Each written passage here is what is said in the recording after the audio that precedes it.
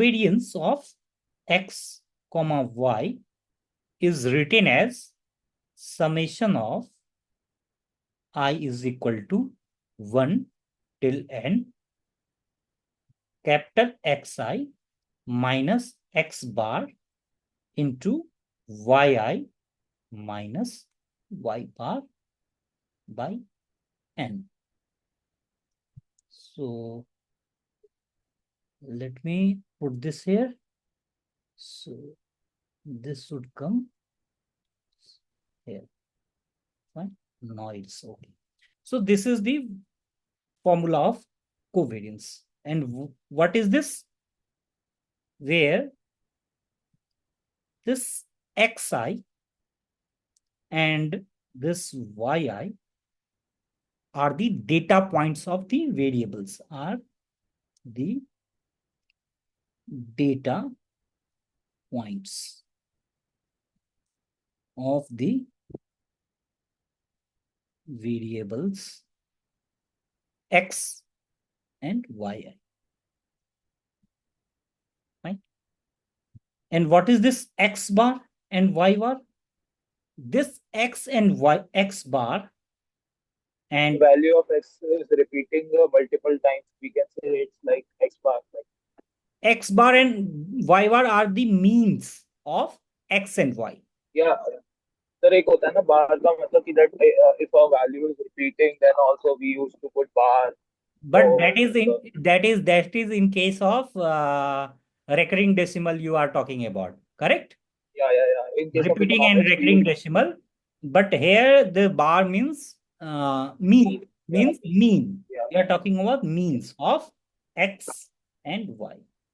यहाँ हम लोग x and y और n का मतलब है n is the number of data points, is the number of data points. ठीक है. अभी this is basically a statistical measure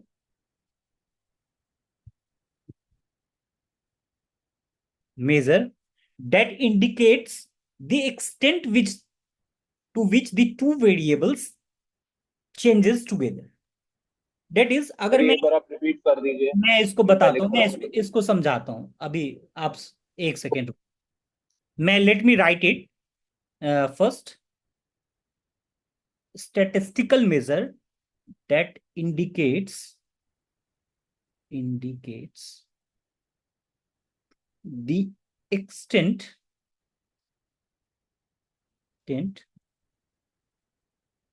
to which the two variables change together.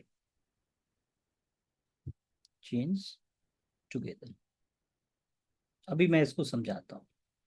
Let suppose मैं एक बात करता हूँ कि मेरे पास कोई एक डेटा मैट्रिक्स है. लेट सपोज ये मेरे पास एक डेटा मैट्रिक्स है. या मैं कह रहा हूं कि ये मेरे पास वेट है और ये मेरे पास हाइट है. ये दो फीचर्स है. मैं अभी दो फीचर्स आपको समझाने के लिए कह रहा हूं. और यहाँ मेरे पास डेटा, ये मेरे पास n number of data points. अब ये कह रहा हूं कि अगर मान लो कि कुछ वेट है तो उसके करस्पॉन्डिंग मैं हाइट निकाल रहा हूं. इस सेकंड पर्सन का कुछ वेट होगा, उसके करस्पॉन्डिंग हाइट है. ये वेट है, उसके करस्पॉन्डिंग हाइट है. तो मेरा दो फीचर्स है यहाँ पे, एक वेट एक फीचर है और हाइट एक फीचर है. अभी मैं क्या कह रहा हूं, कोवेरियंस ये बताता है कि इन दोनों फीचर्स के में ये वेट और हाइट, ये इनमें आपस में कितना रिलेशनशिप है. ये जो दो वेरिएबल्स हैं, यहाँ एक वेरिएबल मेरा वेट है, दूसरा वेरिएबल मेरा हाइट है. इन दोनों वेरिएबल में आपस में क्या रिलेशनशिप है, ये बताता है मुझे कोवेरियंस. क्या वेट बढ़ने से हाइट बढ़ रहा है? पॉसिबल है कि, या हाइट बढ़ने, यस यस. अगर मान लो कि किसी का हाइट ज्यादा है तो डेफिनेटली उसका वेट ज्यादा हो सकता है. जरूरी नहीं है कि ये एक जैसा हम हर जगह ये रिलेशनशिप होल्ड करे, बट इन जनरल वेट बढ़ने से बेसिकली मोस्ट प्रोबेबली ऐसे केसेस में डायरेक्टली प्रोपोर्शनल होते हैं। करेक्ट। तो यहाँ पे क्या है कि वेट और हाइट के बीच में एक रिलेशनशिप है, या हाइट और वेट के बीच में एक रिलेशनशिप है। रिलेशनशिप कैसा है? अगर वेट बढ़ रहा है तो हाइट भी बढ़ रहा है, अगर वेट घट रहा है तो हाइट भी घट रहा है। तो ये एक डायरेक्ट डायरेक्ट रिलेशनशिप है यहाँ पे। ऐसे ही बहुत सारे ऐसे केसेस मिलेंगे। तो कोवेरियंस से हम इसी रिलेशनशिप को पता लगाते हैं। यही रिलेशनशिप हम लोग, कि ये रिलेशनशिप जो आपस में है ये कितना ज्यादा है। तो ये कोवेरियंस जो हम बात कर रहे हैं, ये formula, this is the formula for calculating that relationship. अभी कोवेरियंस के अंदर क्या होता है? There are three things inside the covariance, so let's understand first कि ये क्या क्या चीजें हैं। पहले हम लोग कहते हैं पॉजिटिव कोवेरियंस। पॉजिटिव कोवेरियंस, जैसे कि मैंने वेट और हाइट के बीच में एक रिलेशनशिप की बात करा, ठीक है। अगर कोवेरियंस, दो वेरिएबल्स के बीच का कोवेरियंस अगर पॉजिटिव है, इसका मतलब क्या होता है? इसका मतलब ये हुआ कि एक वेरिएबल के इंक्रीज करने से दूसरा वेरिएबल भी इंक्रीज कर रहा है। It means when one variable increases the other also tends to increase. Similarly, अगर मैं वेट बढ़ा रहा हूं तो हाइट भी हमारा बढ़ रहा है। ये पॉजिटिव कोवेरियंस है। या फिर मैं इसको ऐसे भी कह सकता हूं, अगर वेट मैं घटा रहा हूं तो वाइट हाइट भी हमारा घट रहा है। आइदर दोनों, दैट मीन्स कि जो डायरेक्शन है रिलेशनशिप का वो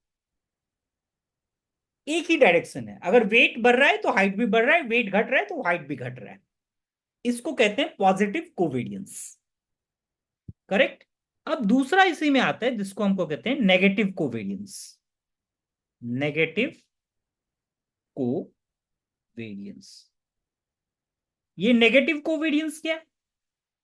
this is an opposite of positive covariance. इसका मतलब हुआ कि अगर टू वेरिएबल्स में वन वेरिएबल इंक्रीज कर रहा है तो अदर वेरिएबल क्या कर रहा है?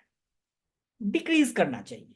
या अदर वेरिएबल्स अगर बढ़ रहा है तो दूसरा वेरिएबल्स क्या होना चाहिए? पहला वेरिएबल्स घटना चाहिए। कई एग्जाम्पल्स हो सकते हैं इसके केस में, जहां पे हम एक वेरिएबल्स को अगर इंक्रीज कर रहे हैं तो दूसरा वेरिएबल्स क्या हो रहा है? डिक्रीज हो रहा है। या ये अगर डिक्रीज हो रहा है तो ये क्या हो रहा है? इंक्रीज हो रहा है। तो इस तरह के कोवेरियंस को कहते हैं negative covariance. When one variable increases, the other variable tends to decrease and vice versa. This is called negative covariance.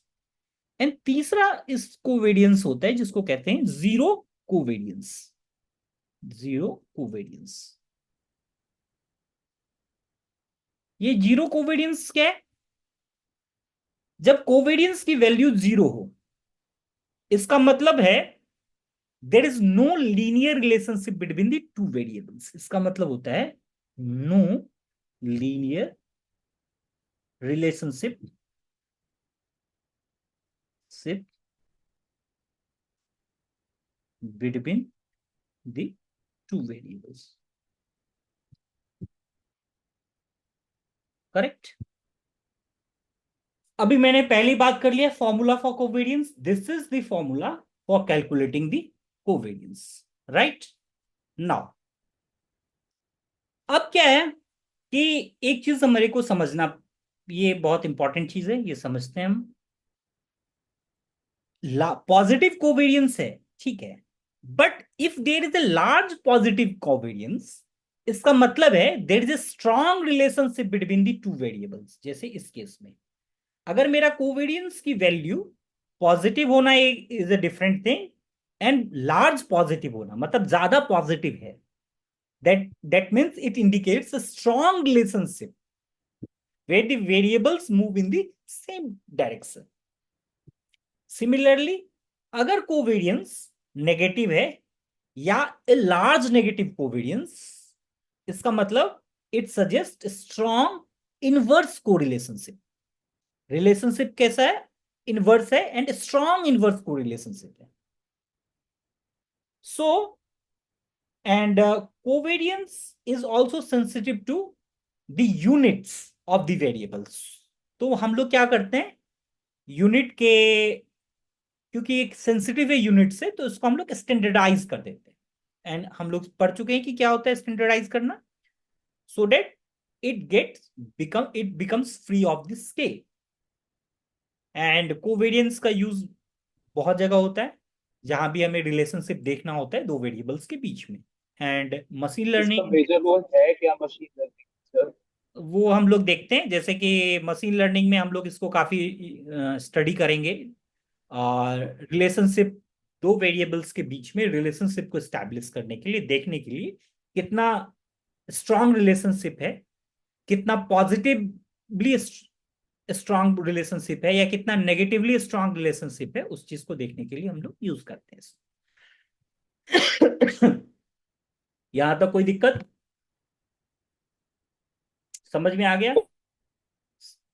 ठीक है. अब हम लोग इस चीज को क्या करते हैं कि एक एग्जाम्पल से समझते हैं. क्योंकि ये तो ठीक है, आपको समझ में आ गया, बट अब मैं एक एग्जाम्पल लेता हूं और उससे मैं पूरा कोवेरियंस को पहले समझाने की कोशिश करता हूं. और एग्जाम्पल हम लोग एक डेटा मैट्रिक्स का लेते हैं. Let's take the example of a data matrix. तो मैं एक डेटा मैट्रिक्स लूंगा यहाँ और मैं पूरा बताऊंगा कि कोवेरियंस कैसे कैलकुलेट करते हैं हम लोग, और फिर बाद में हम लोग इसको जनरलाइज करेंगे. ठीक है, तो हम लोग इसको स्टेप बाय स्टेप समझते हैं. तो फर्स्ट स्टेप, मैं स्टेप बाय स्टेप लिख रहा हूं. Step one.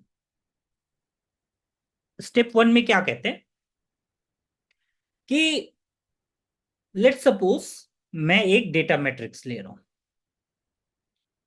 और ये डेटा मैट्रिक्स कैसा है, ये स्टूडेंट्स का एक डेटा है. ठीक है, जिसमें कि तीन फीचर्स है. ये मैथ्स है, ये मेरा साइंस है,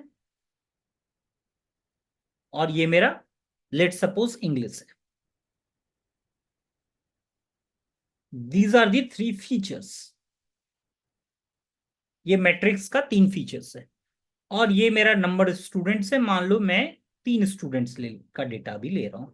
this is just for the purpose of understanding. मैं एक छोटा सा डेटा सेट लेके उसको समझने की कोशिश करते हैं. And three. अभी दीज ये मैथ्स एक, अभी मैं ये डेटा डाल देता हूं. Let suppose this is my 85. This is, let's take in different color, so that stick in this color. This is my, let's say 85. This is 92. And this is 88. This is my 90. This is 88. And this is 85. This is 78. This is 94. And this is 91. ये मैंने एक random data, एक data set ले लिया. अभी पहले इस data set को समझते हैं कि ये डेटा सेट है क्या.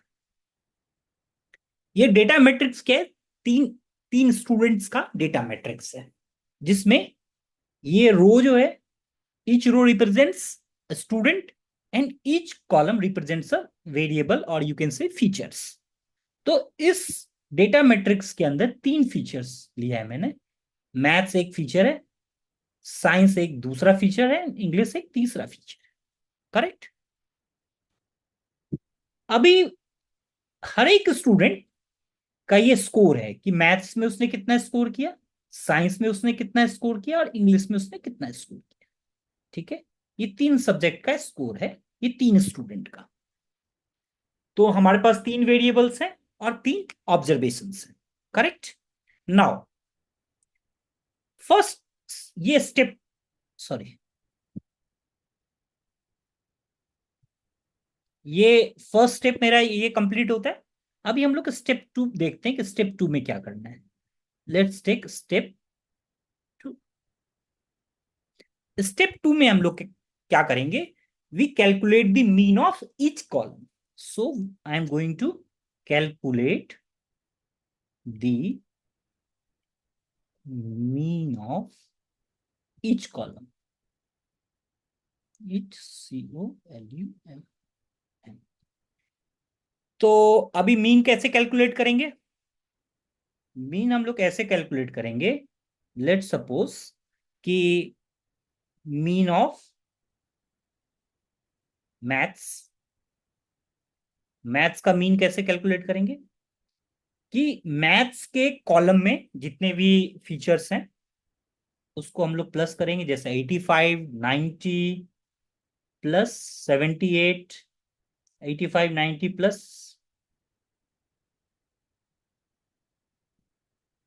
78 डिवाइडेड बाय 3, करेक्ट। तो ये वैल्यू मेरे पास आ जाएगा कैलकुलेट करके 84.33। अब यस सर। इसके बाद, हाँ जी, नहीं सर, समझ रहा हूँ। ठीक है। अभी दूसरा मैं क्या कर रहा हूं, मीन निकाल रहा हूं साइंस का, ऐसे ही मीन ऑफ साइंस। तो कैसे कैलकुलेट करेंगे? सेम, 92 प्लस 88 प्लस 94/3, ये मेरे को आ जाएगा 91.33। इसी तरह मैं मीन किसका निकाल लूंगा? Mean of English, English. तो इसका मीन क्या होगा? 88 प्लस 85 प्लस 91/3। तो ये मीन आ जाएगा मेरे पास समथिंग। ये सेकेंड स्टेप है। नाउ ये दो स्टेप आपको समझ में आ गया। अब हम लोग तीसरा स्टेप देखते हैं कि अब थर्ड स्टेप में हम लोग क्या करना है इसमें। तो स्टेप 3, नाउ स्टेप 3 में हम लोग क्या करेंगे?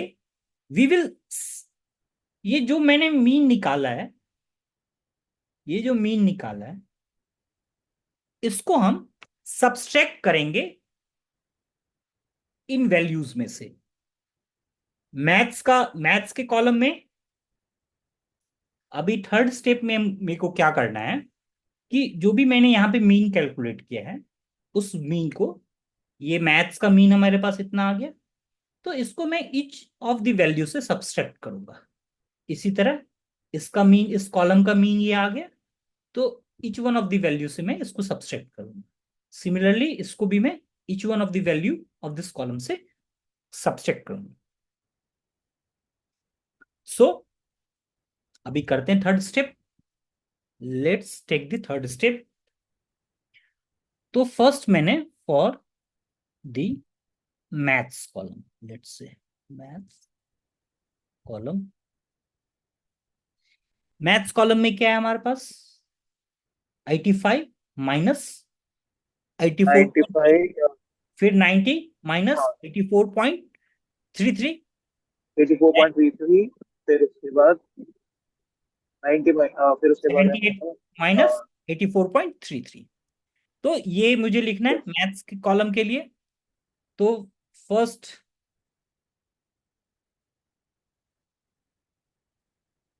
सो I am writing it, 85 minus 84.33, which is equal to uh, and this is 90 minus 84.33, and this is 78 minus 84.33.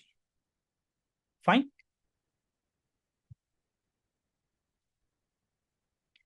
Now इसके बाद इसी तरह मैं साइंस साइंस कॉलम में जाऊंगा, ठीक है। एंड मैं साइंस कॉलम में क्या करूंगा? I will subtract the same thing for the math column I have done, for the yes. science column, for the, sorry, this thing, this thing, for the science column। तो science column में मैं क्या करूंगा? Same thing, science column में 78, let me सी, 92 minus 91.33, फिर 88 minus this thing, तो this thing will 92 minus 91.33 which is equal to 0.67, and 88 minus 91.33 which is equal to minus 3.33, and 94 minus 91.33 which is equal to 2.67. Similarly अगर मैं इसको देखूं तो this will be like 0.67, this will be like 5.67, and ये मेरा negative में आएगा 6.33। ऐसे ही मैं इसके लिए भी कैलकुलेट कर सकता हूं फॉर द इंग्लिश। इंग्लिश के लिए मेरा क्या है, मीन 88 है, तो इंग्लिश के लिए फर्स्ट वैल्यू तो मेरा 0 ही आ जाएगा। This thing for English,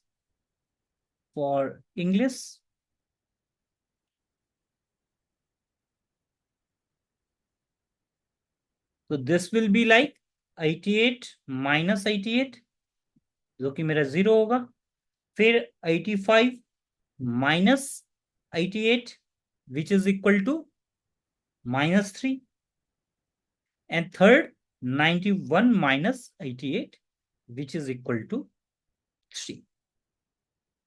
Correct? If we look, this is the English. Now, yes अभी मैं जब सब्सट्रैक्ट कर दिया, 3% सर, ऊपर कर दो सर एक बार, 60 सेकंड, एक सेकंड, हाँ यही है। ठीक है सर, हो गया। सब्सट्रैक्ट करने के बाद ये बेसिकली मैंने क्या किया है, x minus mu of x किया है, यही तो किया है। मतलब सारे डेटा पॉइंट्स में से मैंने मीन को सब्सट्रैक्ट कर दिया है, यही किया है मैंने। इफ यू लुक, ये जो भी मेरा डेटा पॉइंट्स है उनमें से मैंने क्या किया, मीन को सब्सट्रैक्ट कर दिया है ना। तभी 85 माइनस 84.00, ये देखो सारे डेटा पॉइंट्स में से मैं मीन को सब्सट्रैक्ट, तो ये मेरा सब्सट्रैक्ट करने के बाद इसको बेसिकली हम लोग ये भी कहते हैं, सेंटरिंग भी कहते हैं, कि हमने इसको सेंटर किया है। I have centred the data because I have subtracted the mean from each value in the matrix, so this centres the data around my mean. समझ में आया? तो अभी जो मेरे पास न्यू डेटा पॉइंट्स हैं आफ्टर डूइंग दिस, इसको हम लोग x माइनस म्यू एक्स भी लिख सकते हैं, विच इज बेसिकली कि मैंने x डेटा पॉइंट x में से मीन को सब्सट्रैक्ट कर दिया। तो अभी ये करने के बाद जो न्यू डेटा पॉइंट्स आएंगे मेरे पास, ये जो न्यू मैट्रिक्स आएगा वो समथिंग कुछ ऐसा रहेगा कि 0.67, 0.67, और ये 0 था। दूसरा मेरे पास 5.67 माइनस 3.33, ये -3 है, एंड ये मेरा -6.33, 2.67, और ये मेरा 3। तो ये मेरा न्यू डेट मैट्रिक्स है। अभी मैं ये पार्ट कैलकुलेट करेगा, x माइनस म्यू एक्स। अब मैं क्या कर रहा हूं, अब मैं स्टेप 4 पे जा रहा हूं। स्टेप 4, स्टेप 4 कहता है now I am multiplying the centered value, that is called pair wise product। तो पेयर वाइज प्रोडक्ट का मतलब क्या हुआ, ये मेरा मैथ्स है, ये मेरा साइंस है S, ये मेरा इंग्लिश है। तो मुझे देखना है मैथ्स और मैथ्स के बीच में आपस में क्या रिलेशन है। ठीक है, आपस में भी रिलेशनशिप निकल के आएगा। मैथ्स और साइंस के बीच में क्या रिलेशनशिप है, मैथ्स और साइंस के बीच में, फिर मैथ्स और इंग्लिश के बीच में क्या रिलेशनशिप है? मैथ्स और इंग्लिश के बीच में। साइंस और इंग्लिश के बीच में क्या रिलेशनशिप है? साइंस और साइंस के बीच में क्या रिलेशनशिप है? इंग्लिश और इंग्लिश के बीच में रिलेशनशिप क्या है? तो टोटल मेरे को 6 रिलेशनशिप्स निकालेंगे। कौन कौन? मैथ्स मैथ्स आपस में, साइंस साइंस, इंग्लिश इंग्लिश, ये 3 रिलेशनशिप आ गए। और 3 रिलेशनशिप दूसरा आएगा कि मैथ्स और साइंस के बीच में, साइंस एंड इंग्लिश के बीच में, और इंग्लिश और मैथ्स के बीच में। तो इनके आपस के रिलेशनशिप्स मुझे कैलकुलेट करनी। तो अभी मैं इसके लिए मुझे पेयर वाइज प्रोडक्ट निकालना पड़ेगा। इसके लिए क्या निकालना पड़ेगा मुझे? Pair wise product. जो हमने स्टार्टिंग में फॉर्मूला लिखा था, एक्चुअली मैं उसी फॉर्मूला का एक्सटेंशन में एक एग्जाम्पल लेके आपको पहले समझा रहा हूं, ताकि आपको कंफ्यूजन ना रहे। अभी मैं पहले क्या कर रहा हूं? मैथ्स इंटू मैथ्स कर रहा हूं। ठीक है, ये अगर मैं करता हूं तो देखो मुझे क्या मिलता है। मैथ्स इंटू मैथ्स करूंगा तो क्या मिलेगा? 0.67 into 0.67, correct. Plus 5.67, 5.67 into 5.67, plus minus 6.33 into -6.33। ठीक है, ये कैलकुलेट होके मेरा आ जाएगा 72.6667 समथिंग। ये समझ में आया मैंने क्यों किया? क्योंकि आपस में मैथ्स और मैथ्स के बीच में रिलेशनशिप देखना है, इसलिए मैं आपस में ही मल्टीप्लाई कर। अभी मुझे मैथ्स और साइंस के बीच में रिलेशनशिप देखना, मैथ्स और साइंस के बीच में। तो मैं क्या करूंगा? मैथ्स और साइंस, मतलब मैथ्स का फीचर लूंगा, साइंस का फीचर, उसको मल्टीप्लाई करूंगा, फिर मैथ्स का फीचर लूंगा, फिर साइंस का फीचर लूंगा, फिर मैथ्स का फीचर लूंगा, साइंस। ऐसे मेरे पास सारे डेटा पॉइंट्स पे मैं करूंगा। तो ये 0.67 इंटू 0.67 हो जाएगा, 67, प्लस ये 5.67 इंटू ये क्या है मेरा? -3.33। अब मैं आपस में कर रहा हूं, इन दोनों के बीच में, इन दोनों के बीच में, इन दोनों के बीच में। ठीक है, ये मेरा क्या होगा? Plus -6.33 into 2.67। ठीक है, तो ये वैल्यू मुझे कैलकुलेट करके मिलेगा कुछ समथिंग 35.33। नो, अब तीसरा मैं देखूंगा मैथ्स और इंग्लिश के बीच में। ठीक है, तो मैथ्स और इंग्लिश के बीच में देखने के लिए मुझे क्या करना पड़ेगा? बता सकते हैं Rakesh ji?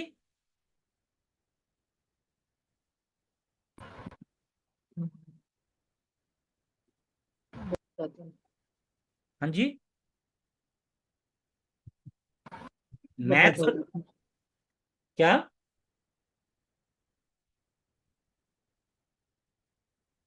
This is 5.67 into -3 plus -6.33 into 3, and this will come out to be -36। ठीक है, यहां तक कोई दिक्कत? तो अभी तक मैंने क्या किया? मैथ्स मैथ्स के बीच में निकाल लिया, फिर मैथ्स साइंस के बीच में निकाल लिया, फिर मैथ्स और इंग्लिश के बीच में पेयर वाइज प्रोडक्ट निकाल लिया। अब मैं सेम क्या करूंगा? साइंस और साइंस के बीच में, और इंग्लिश के बीच में, एंड साइंस एंड इंग्लिश के बीच में निकाल लूंगा। तो let's do it in the second step. तो मैंने सेम स्टेप है, मैं यहाँ पे क्या कर रहा हूँ? साइंस एंड साइंस के बीच में निकाल रहा हूँ, साइंस इंटू साइंस। तो ये क्या हो रहा है? ये मेरा हो जाएगा 0.67 ये देखें 0.67 into 0.67 minus 0.33 into 33 minus point and 2.67 into 2.67, correct. तो इसको 0.67 into 0.67 plus minus 3.33 into minus 3.33 plus 2.67 into 2.67, which will come out to be 18.667. अब मैं यहां पे ये देख रहा हूं साइंस और इंग्लिश के बीच में, साइंस इंटू इंग्लिश। जब मैं साइंस और इंग्लिश के बीच में देखूंगा तो क्या देखूंगा, ये कॉलम और ये कॉलम, 0.67 इंटू 0, फिर minus 3.33 into minus 3 and 2.67 into 3। तो this will come out to be, ये क्या होगा 0.67 into 0 plus minus 3.33 into minus 3 plus 2.67 into 3 which is equal to 18। And last में ये मैं क्या देख रहा हूं, English into English. So English into English, 0 into 0, minus 3 into 3, and 3 into 3. So this is 0, sorry. This is 0 into 0 plus minus 3 into minus 3 plus 3 into 3. This will come out to be 18. यहां तक कोई दिक्कत समझने में? बड़ा आसानी है, सिर्फ कैलकुलेशन ही है, मैं समझाने के लिए आपको बता रहा हूं। बताइए, समझ आ रहे हैं? नहीं सर। हाँ सर, तो ये तो 12th में भी पढ़ा है, इसमें ठीक, रिलेट हो पा रहा है। ठीक है। अब इसके बाद मैं क्या कर रहा हूं, now step 5, let's move to the next. This is my step 5. Step 5 में मैं कह रहा हूं divide by the number of observations. So let me write divide by the number of observations. ठीक है। अब मैं जब डिवाइड जब कर रहा हूं नंबर ऑफ ऑब्जर्वेशन से, सो मेरा नंबर ऑफ ऑब्जर्वेशंस कितना है राकेश जी, मेरा नंबर ऑफ ऑब्जर्वेशंस कितना है? 9। 3, 3 ऑब्जर्वेशन, ये और ये, है ना। तो हमारा 3 ही ऑब्जर्वेशन है, 3 रोज है, 3 ही ऑब्जर्वेशन है। तो एन का वैल्यू हमारा है एन इज इक्वल टू 3। तो मैं अगर लिखूंगा तो मैं कैलकुलेट करूंगा covariance of math with math. इसको मैथ और मैथ का हमने कोवेरियंस कितना निकाला, 72.6667। तो 72.6667 डिवाइडेड बाय 3, तो ये मुझे मिल जाएगा 36.3333। सिमिलरली मैं कोवेरियंस निकालूंगा, covariance of math with science. तो ये मेरा क्या मिल जाएगा मुझे, ये मुझे मिलेगा -35.3333/2। सॉरी,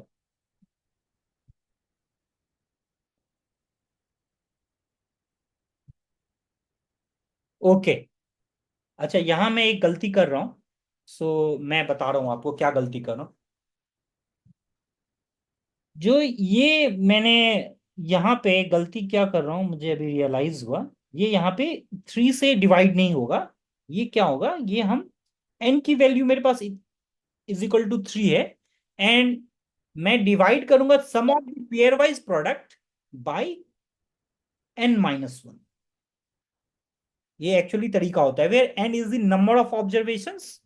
तो n मेरा नंबर ऑफ ऑब्जर्वेशंस 3, तो n-1 क्या है, बिकॉज हम पेयर वाइज प्रोडक्ट ले रहे हैं। तो n-3 यहाँ पे 2 आएगा, तो इसको मैं 2 से डिवाइड करूंगा, then I will get this thing. Similarly इसको भी मैं 2 से डिवाइड करूंगा, तो ये मेरा आएगा -17.6667। इसी तरह मैं बाकी का भी कोवेरियंस निकालूंगा। Covariance of math with English.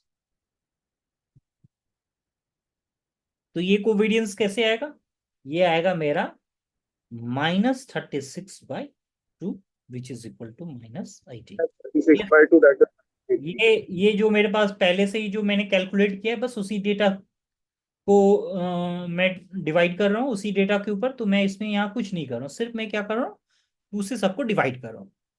ऐसे ही covariance of science with science, S with S, क्या लिखना है, 18.6667/2, which will come out to be 9.3333।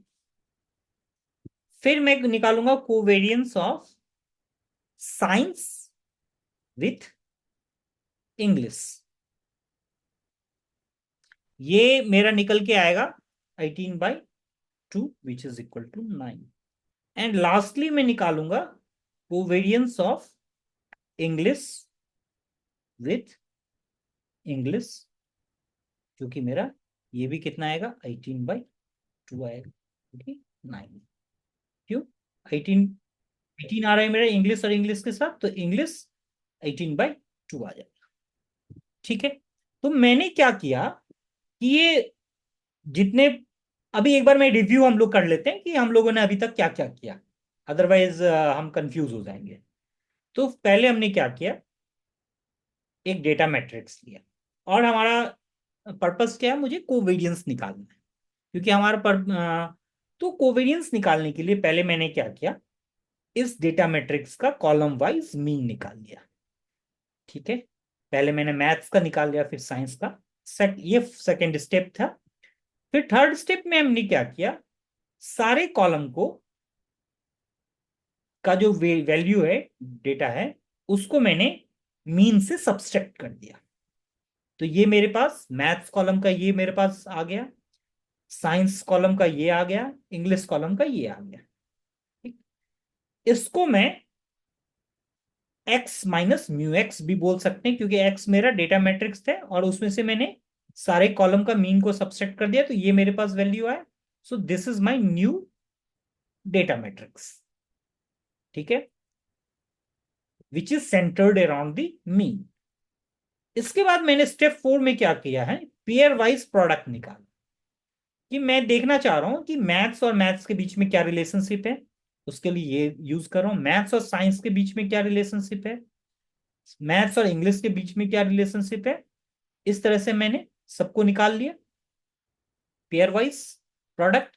फिर मैं क्या कर रहा हूं कि नंबर ऑफ ऑब्जर्वेशन मेरे पास n है, तो n-1 से सबको मैं डिवाइड कर रहा हूं। तो ये मेरे को क्या मिल रहा है यहां, इससे मैं कोवेरियंस फाइंड आउट करूंगा। ये मेरा कोवेरियंस है। इसका क्या मतलब हुआ, कोवेरियंस का मतलब हुआ, ये जो मैट्रिक्स मुझे अभी जो ये मेरे पास डेटा आया है, this is called a covariance matrix. तो अभी कोवेरियंस मैट्रिक्स को हम लिख लेते हैं पहले। ये जो भी मेरे पास आया है, this is my covariance matrix. तो मैं इसको, ये मेरे पास, ये देखो, this was my initially this X data matrix, ये मेरे पास, this is my X, this is my X, covariance, sorry, X data matrix. अब इससे, इस डेटा मैट्रिक्स का मैंने कोवेरियंस निकाला है। सो this the value of this covariance matrix will be something like this. Let's write covariance of capital X is equal to, मैं इसको ऐसे लिखूंगा,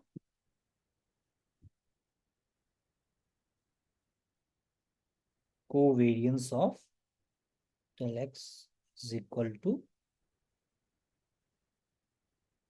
this is my 36.33, this is my minus 17.6667, and this is my minus 18. This is my minus 17.6667.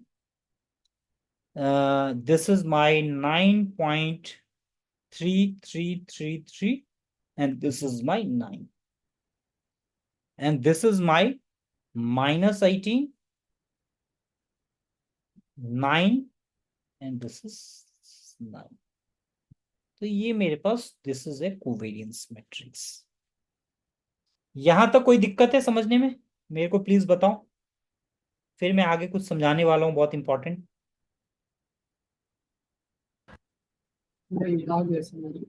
आगे, अभी यहां बहुत important चीज है, देखो, ये आप इस मैट्रिक्स को ध्यान से देखिए। ये मेरे पास इनिशियली गिवन था ये मैट्रिक्स, एंड वी नो ये 3 into 3 मैट्रिक्स है, ठीक है, मतलब, बट ये यहां डायगोनल एलिमेंट्स को देखिए, आर दी डायगोनल एलिमेंट्स, और नॉन डायगोनल एलिमेंट्स को भी देखिए, ठीक है, नॉन डायगोनल एलिमेंट्स, ये मेरा डायगोनल एलिमेंट्स है, और ये डायगोनल एलिमेंट्स के नीचे जो भी एलिमेंट्स हैं या ऊपर जो भी एलिमेंट्स हैं, इसको हम लोग नॉन डायगोनल एलिमेंट्स कहते हैं। तो ये मेरा एक्चुअल मैट्रिक्स, इस मैट्रिक्स से मैंने कोवेरियंस मैट्रिक्स निकाला है, विच इज माय दिस। ये सारे प्रोसेस को फॉलो करके मैंने, ये मैं आपको बता रहा हूं, एक बट सेकंड सर, एक बार ऊपर कर दीजिए, एक सेकंड बस मैं लिखूंगा एक क्या, बार।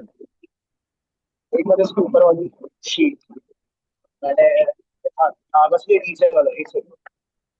9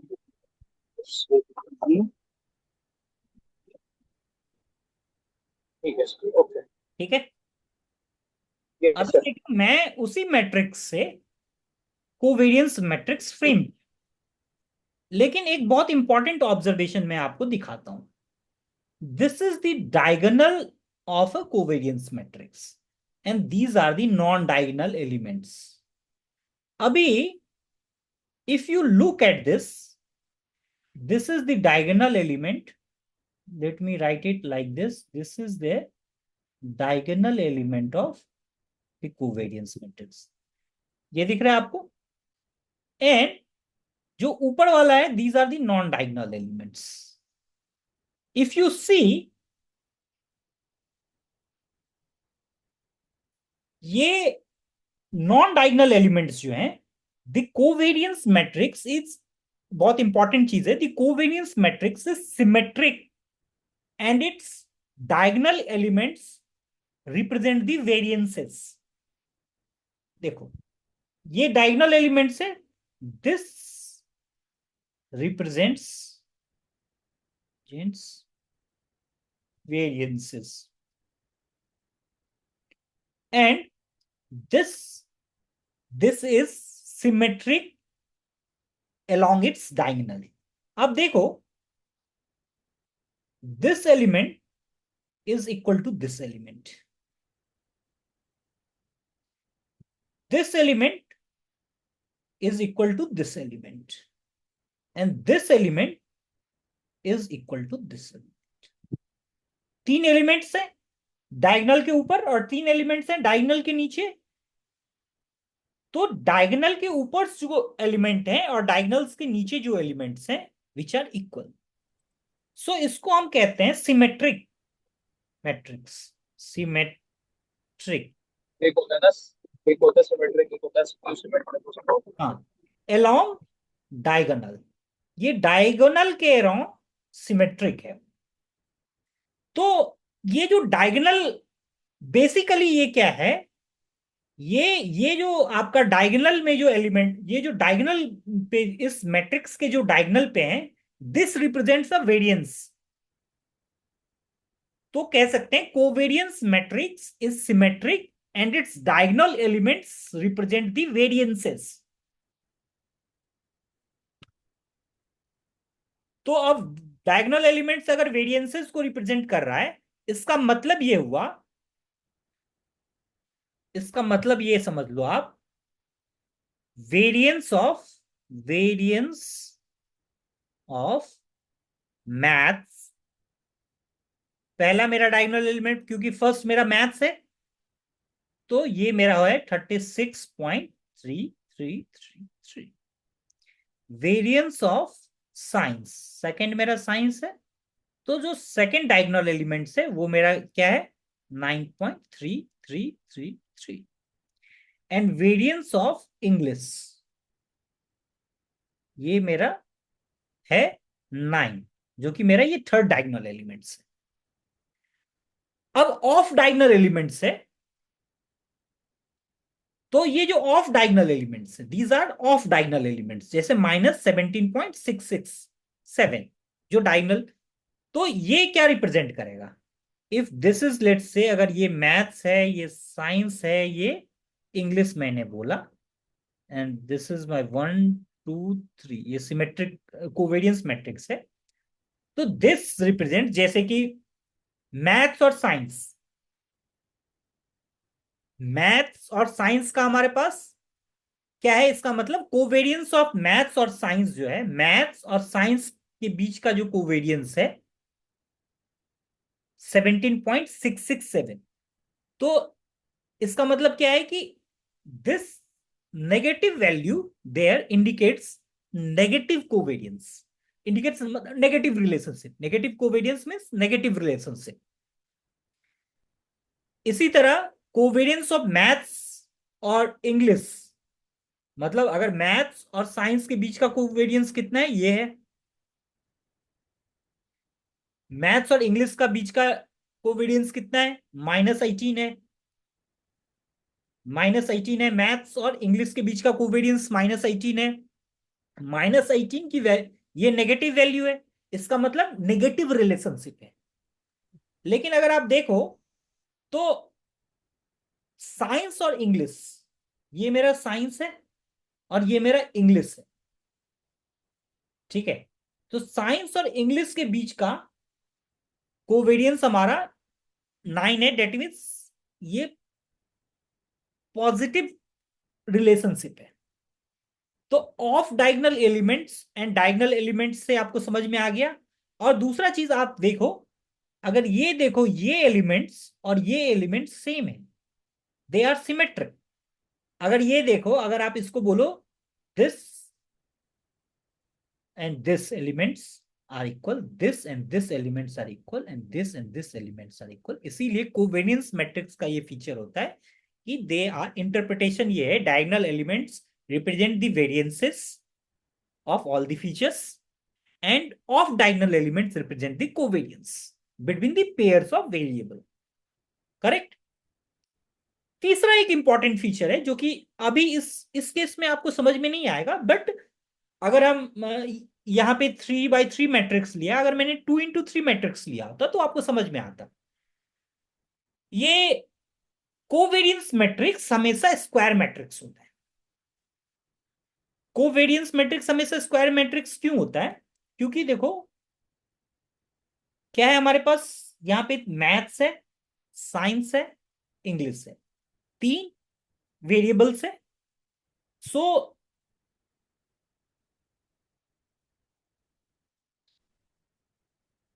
ये देखो 3 है, ये आपस में कोवेरियंस हो रहा है, मैथ्स का मैथ्स के साथ, साइंस का साइंस के साथ, एंड इंग्लिश का इंग्लिश के साथ, तो 3 हो गया ये। And this into this, this into this, फिर this into this, and this into this, 3 ही होगा, ठीक है। तो ये क्या है कि हमेशा ये आपको जो कोवेरियंस मैट्रिक्स मिलेगा वो always there will be in square matrix. ठीक है, तो यहां तक कोई समझने में दिक्कत? अगर ये चीजें आपको इतना समझ में आ गया तो आगे कुछ भी नहीं है, बस इसी को मैं एक जनरलाइज। हाँ, हेलो राकेश जी, ये समझ में आया आपको सर नहीं है प्रॉब्लम। कि? हाँ, अभी अब हम लोग जनरलाइजेशन की तरफ जाते हैं। तो इसी का मैं जनरलाइजेशन अभी आपको समझाऊंगा, जो कि और भी आसान है। जस्ट तो अभी क्या है, अब मैं जनरलाइज, क्योंकि आप हमको क्रक्स समझ में आ गया तो हमने एक एग्जाम्पल लेके कैलकुलेट करके चीजों को समझ लिया है, तो अब हमारे लिए आगे कोवेरियंस मैट्रिक्स को समझना और भी आसान होगा। तो हम क्या करेंगे इसको, let me right it here. Covariance of a data of A matrix. तो हम किसी मैट्रिक्स का कोवेरियंस कैसे निकालेंगे? जो भी चीजें मैंने अभी किया है जस्ट उसी का ये जनरलाइजेशन है। तो सबसे फर्स्ट थिंग मैं क्या कर रहा हूं, मैं एक मैट्रिक्स बना ले रहा हूं। लेट सपोज कि ये मेरा एक्स एक मैट्रिक्स है। तो कोई भी मैट्रिक्स के अंदर क्या होगा, ये मेरा एक मैट्रिक्स है। लेट सपोज, तो किसी भी मैट्रिक्स के अंदर क्या होगा, फीचर्स होंगे। तो ये मेरा F1 फीचर है, F2, F3, so on so forth, ये Fj, एंड ये मेरा क्या है, Fd। These are my features and these are my rows 1, 2, 3, 4, and this is, let's say, ith row, and this is my nth data point।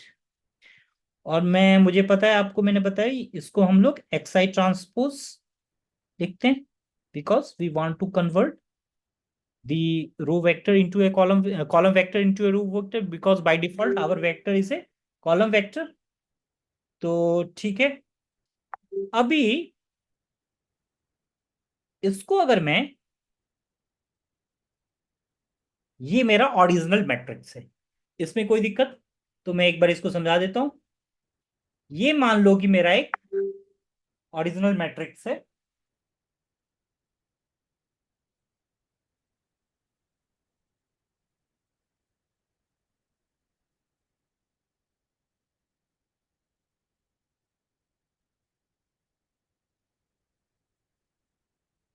ये अगर मेरा एक original matrix है, तो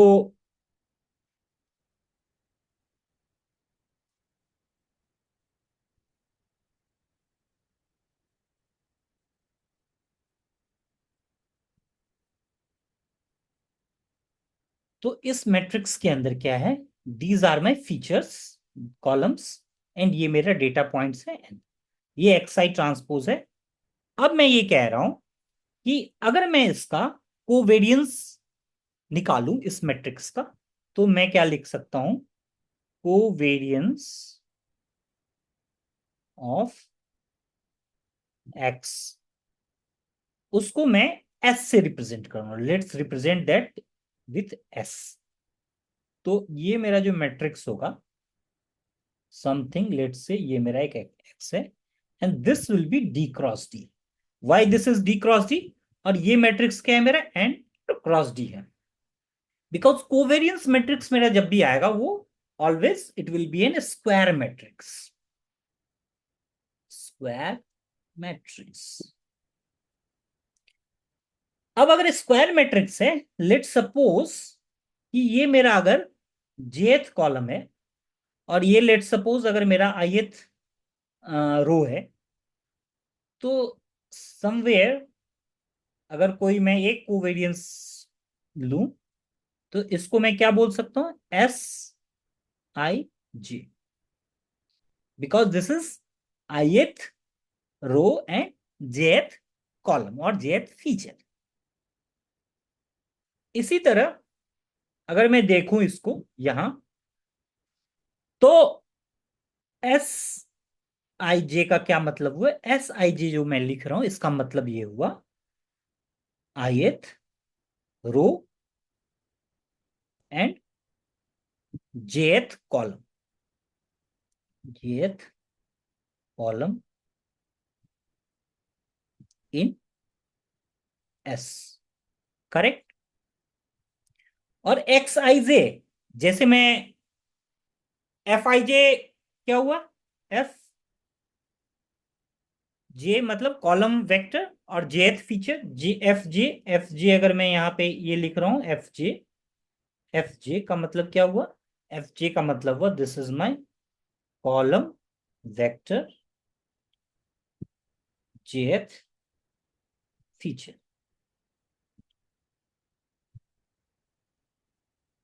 एंड अगर मैं जनरलाइज करूं इसको, एक्स ऐसे लिखूं एक्स आई जे, इसका मतलब क्या होता है? इसका मतलब ये हुआ jth feature for ith data point, jth feature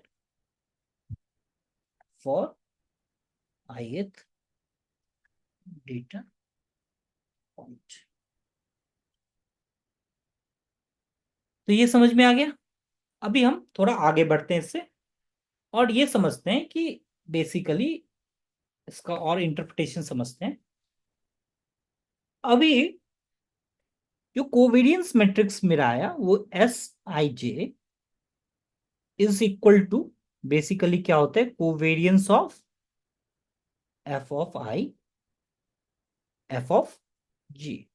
अगर मैं दो कोई भी फीचर्स लेता हूं और उसके बीच में मैं कोवेरियंस निकालता हूं, तो covariance of f i is equal to f j, which is equal to which is equal to covariance of F of j comma f of i, which is equal to covariance of j comma I. This is very important features. Here S, when I am writing S I j, what I mean here I varies from 1 to D, और यहाँ J varies from 1 to D. अब when I have written this formula in the very first slide, so I can write covariance of, agar instead of this fi fj, if I'm putting it as x comma y, I can write it at covariance of x comma y is equal to 1 by n summation xi minus mu x into yi minus mu y, where I is equal to 1 to n, and this is my mean. Ux and uy is the mean. So we can also write this as covariance of fi comma fj is equal to variance of fi. And agar, let's suppose covariance of, if I write x comma x, we can also write variance of x, which is same. So let's suppose if I write this as my first thing, and this is the covariance of fi comma fj. So this I can write it at covariance of fj comma fi.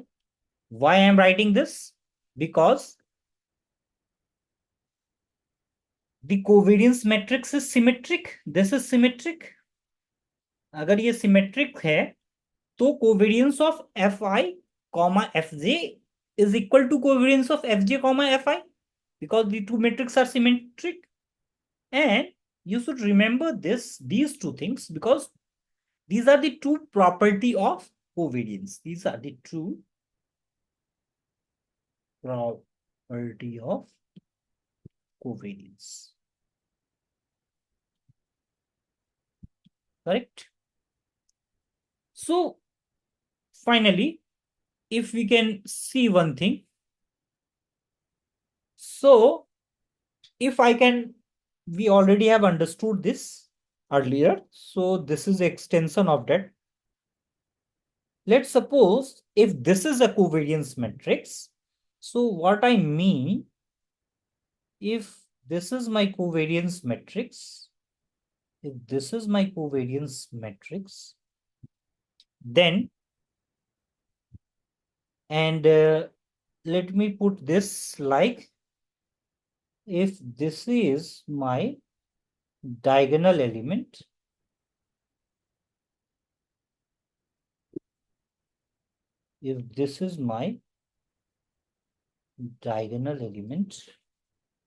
so what will happen?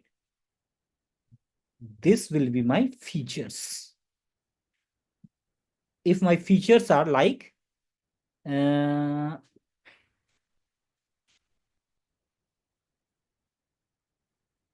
if let's suppose,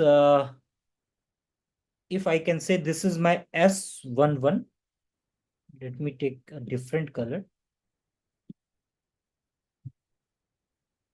So let's suppose if this is my S11, this is my, let's suppose, S22, this is my S33, this is my S44, this is my so on so forth till STD. So these are my diagonal elements, and this will be my Sij, and this will be my Sji. So this and this will be the same. That's why the matrix, my covariance matrix are symmetric. And this particular thing is called variance of features. Variance of my features. Right? So what I mean to say, this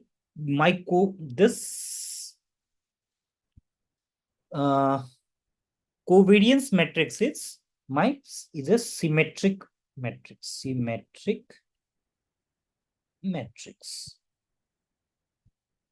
And second thing is that covariance matrix is a square matrix.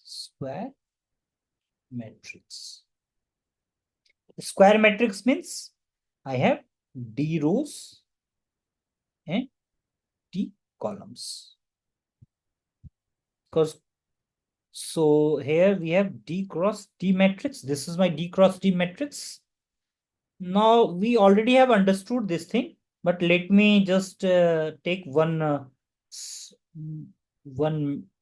matrix here to explain you a little bit more. So let's suppose if this is my one symmetric matrix. So if this is the diagonal elements, if suppose this is my diagonal, let's put this is, let's suppose this is 2, this is 1, and this is 3. This is my 3 cross 3 matrix if I'm taking. So this is my, let's suppose 1, this is 2, and this is 5. Here also this is, I can put this 1, this is 2, and this is 5. So if you will say, and if this is a symmetric matrix, so this is a symmetric matrix, and this is my diagonal elements. So what I mean, if you look, my A 2, 1, and let's put this as, this is my 1, this is 2, and this is 3, and this is my first data point, this is second, and this is 3. So if I write A21, what is my A21? A21 is this. A21 is second row and first column. So this is my A21. So this A21 will be equal to A12. What is my A12? First row, second column. This is my first row, and this is the second column. Can you see? Both are equal. So we can say here So what we can say here, Aij is equal to Aji for all I comma j. If let's take one another took, this is A32. What is my A32? A32 is my 5. What is my A32? A32 is third row, second column. This is my third row and this is my second column, which value is 3. And if I look at this A23, A23, this will be my second row, third column. Second row and third column. So this is my second row and this is the third column. So you will see both are same. Correct? So this is, that's why we can call this as square symmetric matrix. Square symmetric matrix. Fine. Now, let's understand a little bit more in this whole scenario. अभी हम क्या करते हैं, एक और matrix मैं यहां लिखता हूं,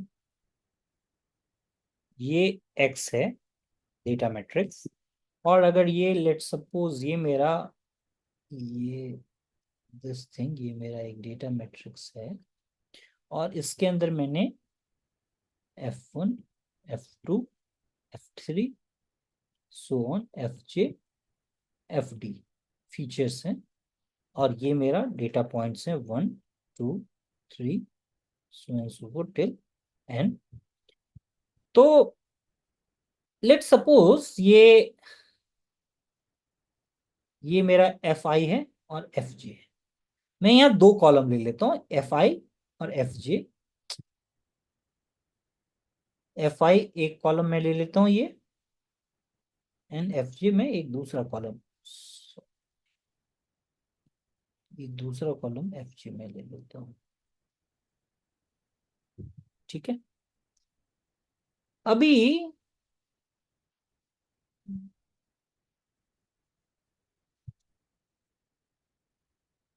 लेट सपोज कि ये मेरा fi कॉलम के अंदर जो डेटा पॉइंट्स हैं ये मान लो x1 i है.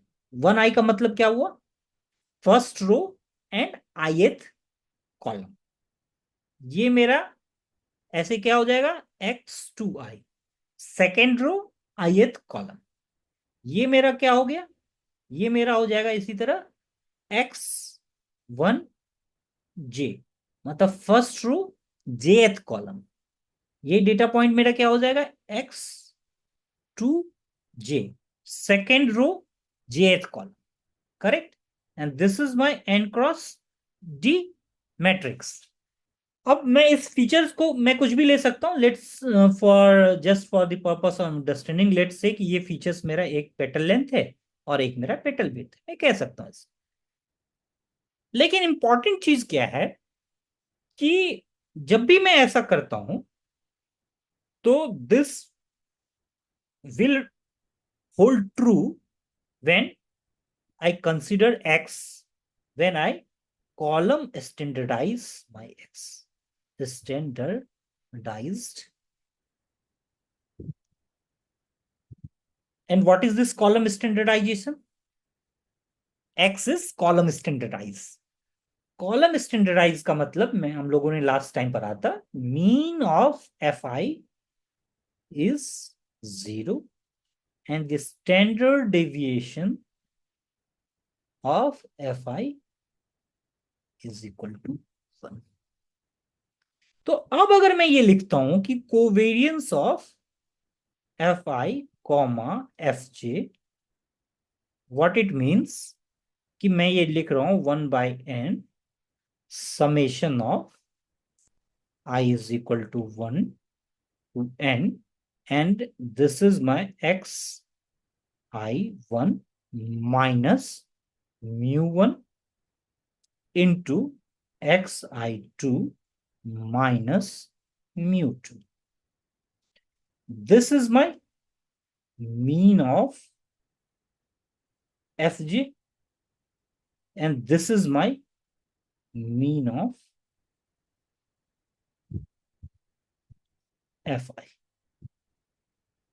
correct? And this is basically my average. If I talk about the features, so this is my, let's say, ये मेरा पेटल लेंथ मान लो, ये petal width.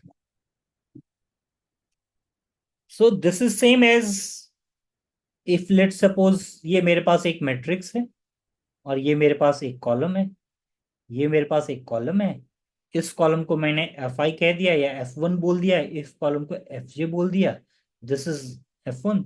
So I am writing this as, जिसमें कि ये matrix are column standardized, correct? तो it goes like this. Now अगर इसको मैं थोड़ा सा और स्ट्रिच करूं तो ये मेरा क्या हो जाता है नाउ। अब अगर मैं ये कहता हूं दिस इज कॉलम स्टैंडर्डाइज्ड, इसका मतलब क्या हुआ? My mean is 0 and my standard deviation is 1. If my mean is 0, so this value will be 0 and this value will be 0. तो इसको अगर मैं इस particular covariance of f I and F G, जिसमें मेरा एक्स कॉलम स्टैंडर्डाइज्ड है, तो this value will be 0, this value will be x I one into xi2, it becomes, so covariance of fi comma fj, I can also write it like this, covariance of, I can write it there, covariance of fi comma fj is equal to 1 by n summation of I is equal to 1 to n, and this is x I 1 multiply x I 2, correct? अभी ये कैसा है, ये इसी तरह है कि late suppose कि ये अगर मेरा एक दूसरे पेज में देख लेते हैं,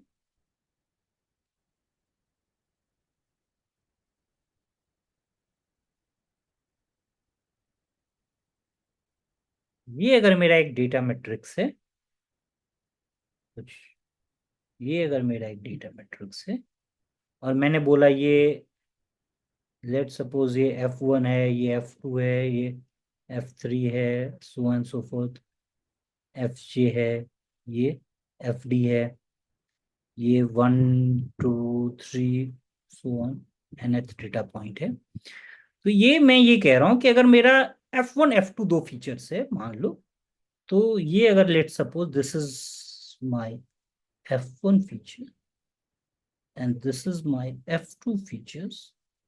So what I mean to say, this thing, this thing, this thing.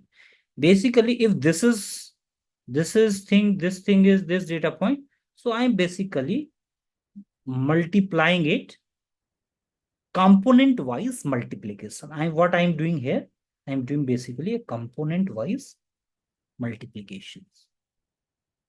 So here somewhere it will be xij, xi1, and here somewhere I'm writing xj, xi2, sorry, xi2. So basically, if you look at this, this is basically, if I just, instead of fij, I am calling it f1 and f2, तो covariance of, अगर मैं इसको और generalize f1 comma f2 is equal to, basically इसको मैं लिख सकता हूं f1 transpose f2 into 1 by n. Now, what is this f1 transpose f2? This is nothing but f1 dot f2. This is basically a dot product. So what this means? This means dot product. And what does the dot product give us? Dot product means component wise multiplication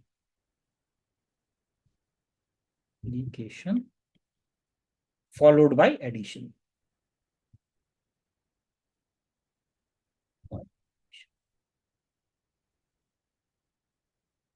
Fine. So this is now this is only true when this is only true if my f1 if f1 and f2 have been column standardized. Have been column standardized. Then covariance of f1 comma f2 we can write is equal to f1 transpose f2 by n. Same thing which I have written here. Correct. So just one last thing that I would like to tell you here. This is just for more simplification. So I can say covariance, this is 1 by n x transpose. This is the same what I am writing here. X transpose, where x is my basically d into n cross matrix and x d n into d. Because this is a transpose of this. So if this is d into n matrix, so this will be n into d matrix. Correct? So this and this is my data matrix. Data matrix. So this is same as D cross D matrix. Fine. So one very important thing that you should always remember here, this is true only if, because here I am assuming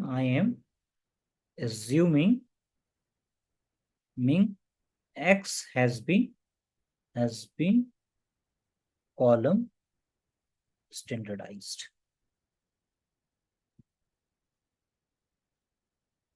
So this is same as, let's suppose अगर मैं ये matrix एक ले लूं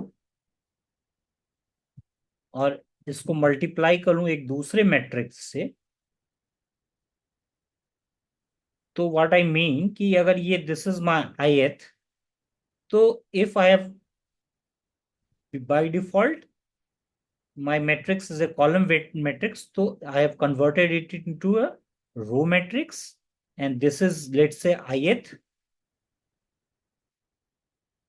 data point, and this is my, let's say, jth column, fj, let's represent it fj. So this is like, so this is basically x transpose, and this is my x. So here I comma j is basically my fi transpose fj.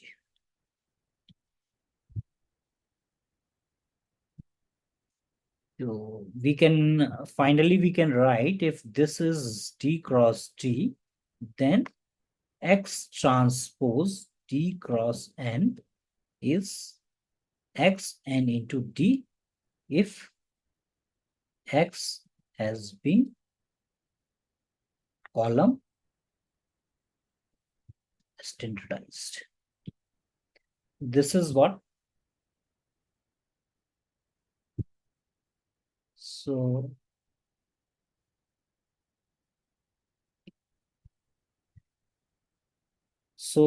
थोड़ा सा heavy हो गया, लेकिन जो मैंने आपको starting में समझाया था बेसिकली वही है, उसके अलावा और कुछ नहीं है। इसी को मैं यहाँ पे जनरलाइज किया हूँ, sorry. I have generalized the same thing here.